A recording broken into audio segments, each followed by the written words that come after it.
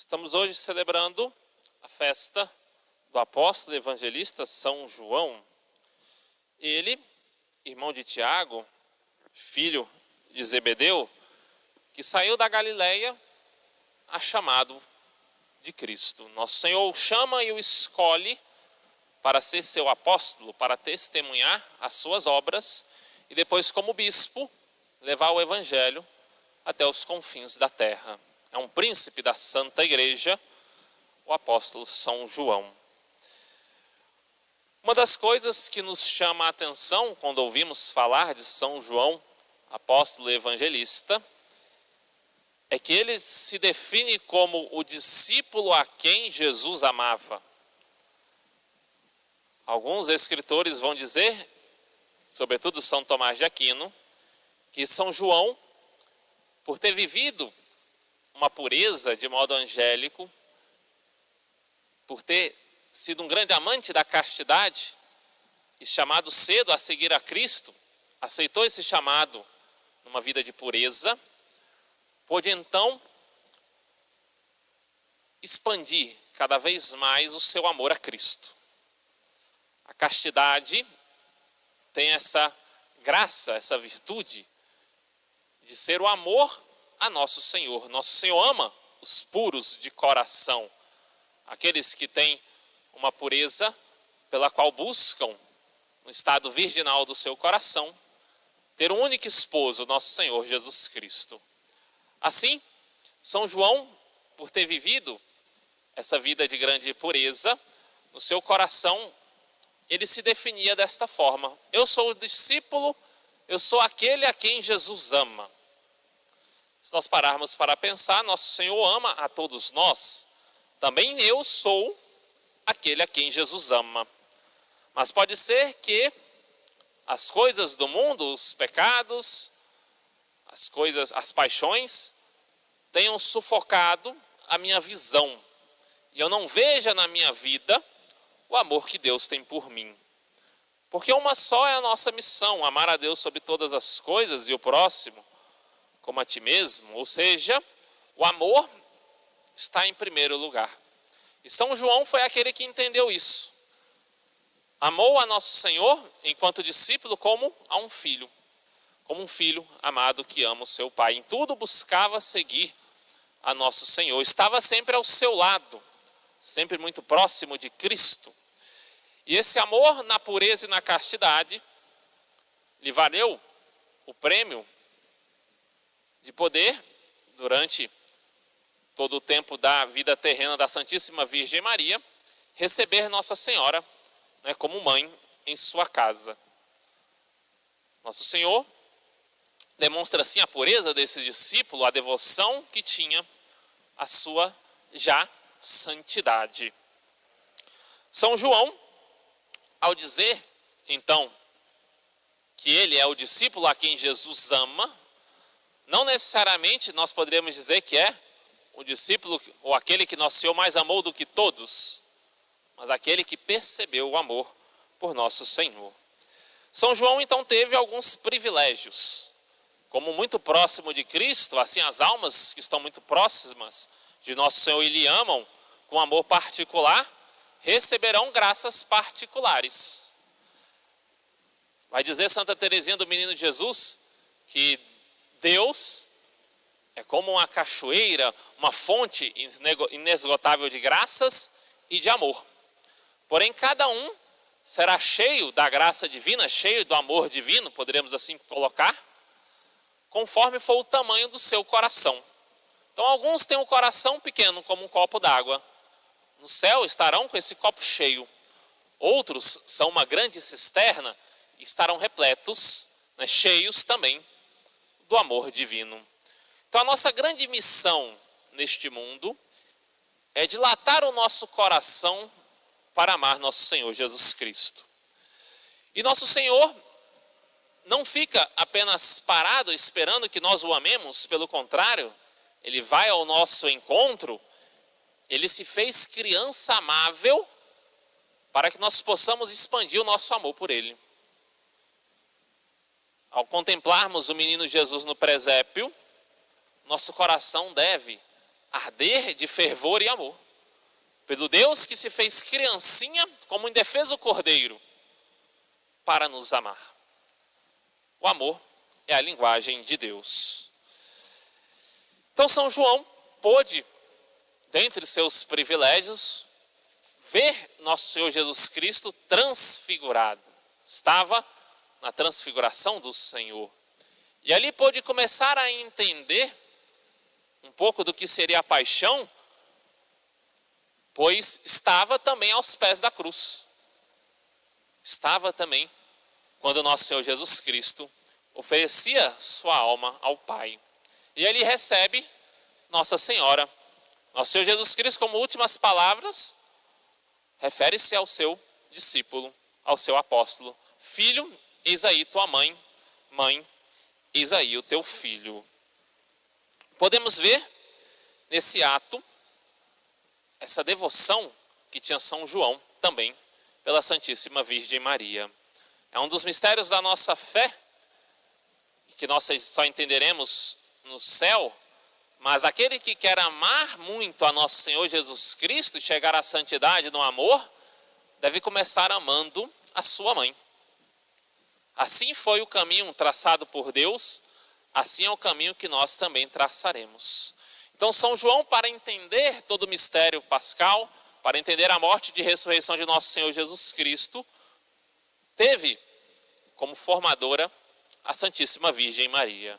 Pôde ter para com ela um amor especial, para que ele pudesse então, em Pentecostes, receber o Divino Espírito Santo e começar a pregar o Cristo que ele amou e que ele se sentia amado por nosso Senhor.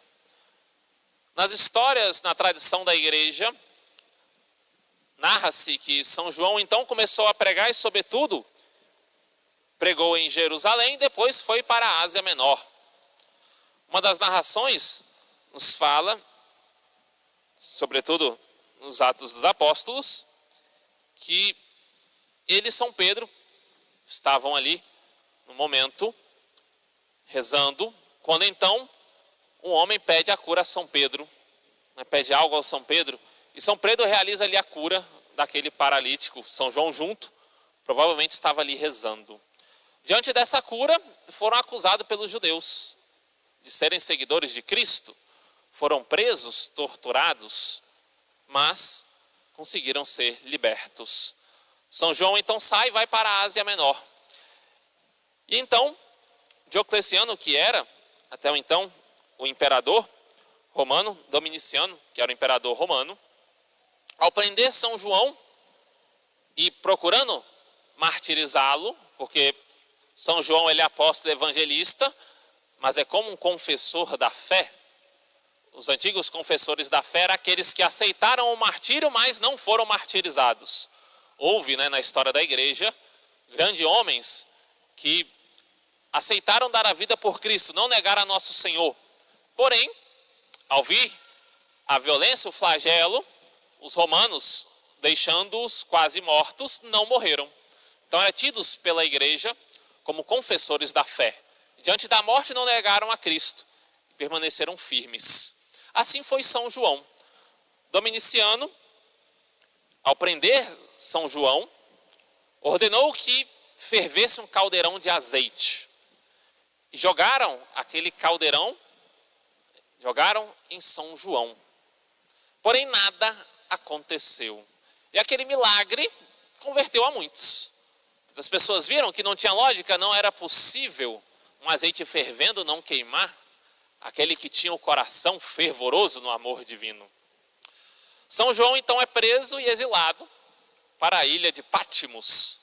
Lá, vivendo já uma vida mística após ter dado o seu sim para o martírio, mas não sendo martirizado por graça de Cristo, ele que já havia escrito seu evangelho, que é o evangelho que nós lemos em toda a Santa Missa. Também a tradição nos narra que esse evangelho, o início foi incorporado à Santa Missa, porque muitos queriam saber, após as celebrações de São João, como bispo, quem era nosso Senhor Jesus Cristo. Diz e nos fale algo sobre Jesus. E então, narra-se que São João iniciava, né, falava-lhes aquilo que se tornou o início do seu evangelho. No princípio era o Verbo estava junto de Deus e o Verbo era Deus. Então temos todo um resumo da história da salvação, o evangelho teológico, que é o evangelho de São João. Escreveu também epístolas, sobretudo buscando combater as heresias. Muitos queriam incorporar o cristianismo a outras religiões. Nós temos os primeiros heresiarcas, e São João teve essa grande e difícil missão, combatê-los. Combater aqueles que seriam os falsos cristos. O próprio livro do Apocalipse, que São João escreve na ilha de Patmos, ele está ali no seu fervor da oração como tendo visões.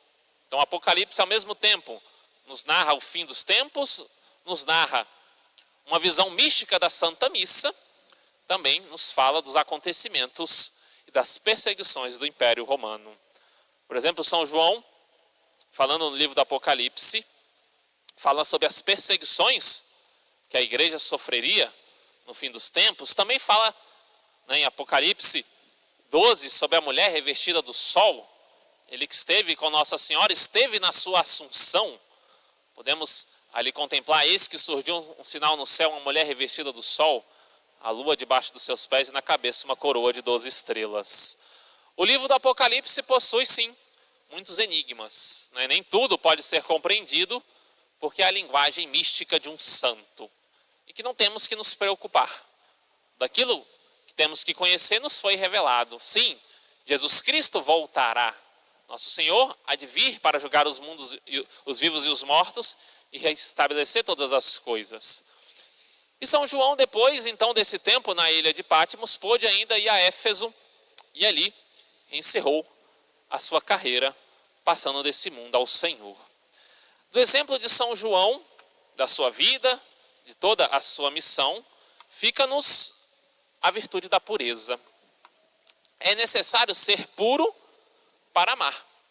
Quem tem um coração impuro ainda não descobriu o amor. Pode ter descobrido a paixão, pode ter descobrido o apetite carnal, mas o amor verdadeiro só pela pureza. E não apenas para aqueles que se consagraram a Deus, mas até esposo e esposa, futuros noivos, só saberão o que é o amor puro, o que é o amor verdadeiro, quando experimentarem o amor divino. Que é exemplo para todos nós, é o amar a Deus sobre todas as coisas e o próximo como a ti mesmo. Quem busca amar o próximo, mesmo sendo seu familiar, mas não aprendeu a amar a Deus, não vai entender o que é o amor. Vai se confundir, não vai chegar ao amor puro e santo que alcançou o nosso apóstolo e evangelista São João. Por isso tenhamos em grande valor a virtude da pureza. Não deixemos que a corrupção deste mundo, que as coisas impuras tomem o lugar do amor de Deus no nosso coração, porque o amor passa pela vontade, o amor passa, sim, pelo apetite, mas um apetite e uma vontade por Deus. Conforme nos fala Santo Agostinho, nosso coração está inquieto enquanto não repousar no Senhor. E o Senhor pode, Ele que transformou a água em vinho, transformar um coração de um grande pecador, cheio de impurezas, no mais puro coração de um santo. São João Evangelista, interceda por nós. Louvado seja nosso Senhor Jesus Cristo. Em nome do Pai, do Filho e do Espírito Santo. Amém.